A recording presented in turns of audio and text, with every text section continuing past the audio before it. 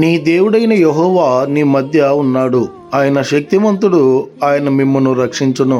జెఫన్యా గ్రంథము 3వ అధ్యాయం 17వ వచనం. ప్రియమైనటువంటి దేవుని బిడ్డలారా, ఈ ఉదయకాల సమయంలో ఈ వాగ్దానాన్ని వింటున్నటువంటి నీతో ఆ యేసుక్రీస్తు ప్రభుల వారు మాట్లాడుతూ ఉన్నాడు. నీ దేవుడైనటువంటి యెహోవా నీ మధ్య ఉన్నాడు. ఎందుకని భయపడుతూ ఉన్నావు?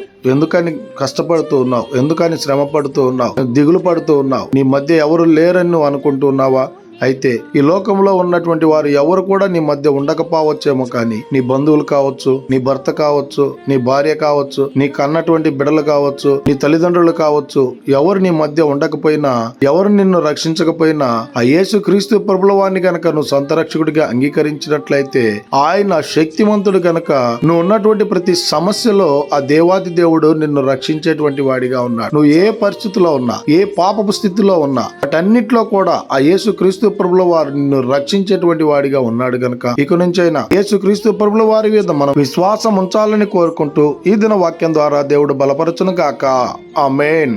ప్రార్థన. మమ్మల్ని మిక్కిలిగా ప్రేమిస్తున్న ప్రియ పరలోకమందున్న మా తండ్రి, మీకే కోట్లాది వందనాలు, స్తుతి స్తోత్రాలు ప్రభా. ఈ ఉదయకాల సమయంలో ప్రభా, ఈ వాగ్దానం ద్వారా మీరు మాతో మాట్లాడినందుకై మీకే కోట్లాది వందనాలు, స్తుతి స్తోత్రాలు. అవును తండ్రి, ఈ వాగ్దానాన్ని ఎవరైతే విని ఉన్నారో వారి జీవితాల్లో, వారి మధ్యన మీరుండి, వారు ఏ పరిస్థితిలో ఉన్నారో, ఏ స్థితిలో ఉన్నారో ఆ స్థితి నుంచి వారిని విడిపించి రక్షించమని వారందరినీ మీ కృపగల స్థాలకు అప్పచెప్పుకుంటున్నాం ప్రభా. యేసుక్రీస్తు పరిశుద్ధ నామాన్ని అడిగి మరి ప్రార్థన చేస్తూ వేడుకుంటున్నాము తండ్రి.